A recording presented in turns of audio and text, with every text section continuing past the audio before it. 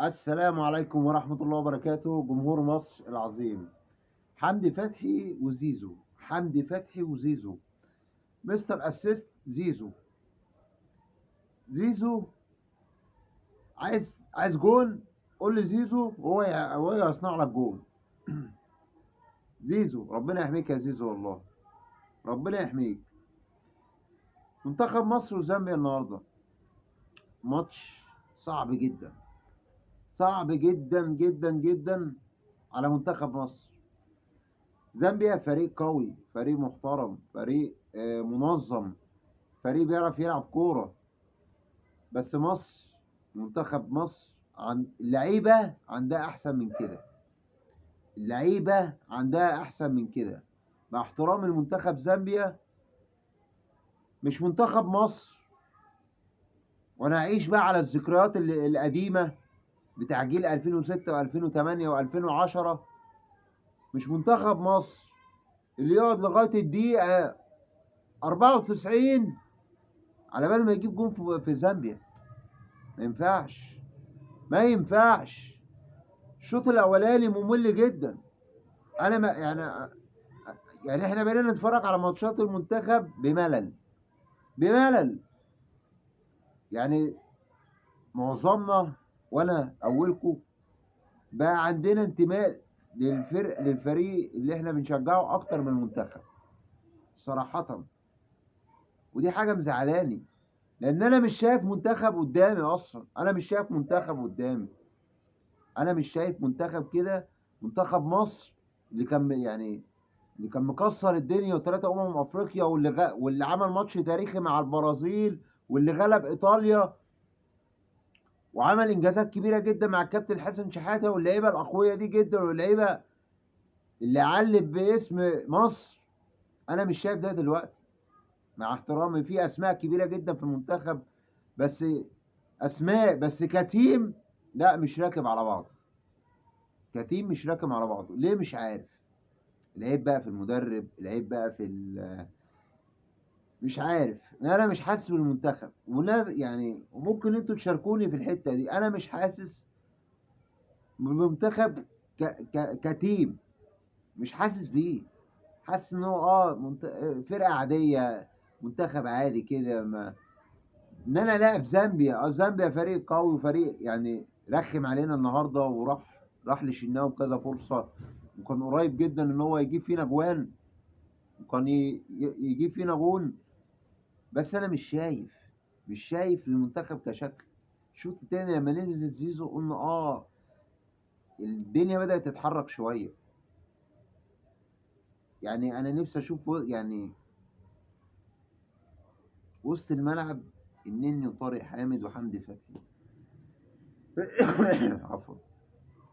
يعني النني وطارق حامد، يعني مع احترامي لطارق حامد طبعا، وانا زملكاوي وبحب طارق حامد.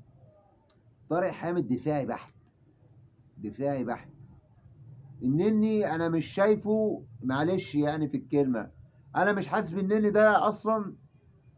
انا نفسي اعرف حاجه، النني ده بيقولوا مكسر الدنيا بره في الارسنال. مع المنتخب انا مش حاسس بالنني ده كانه لعيب كوره اصلا. مش حاسس ان هو لعيب كوره. في احسن منه، في احسن منه وهيضيف لك، وهيضيف للفرقه. امام عاشور مثلا، رغم انتقادنا لامام عاشور عشان طبعا عارفين طبعا، بس ده منتخب. امام عاشور لو موجود ده هيعمل شكل كبير جدا في وسط الملعب مع المنتخب، هيعمل شكل وفارق كبير جدا عن النني وعن اي حد. برغم طبعا ان احنا زعلانين من امام عاشور بس ده مع المنتخب لا، هيفرق جامد جدا، هيفرق جامد جدا عن اي حد.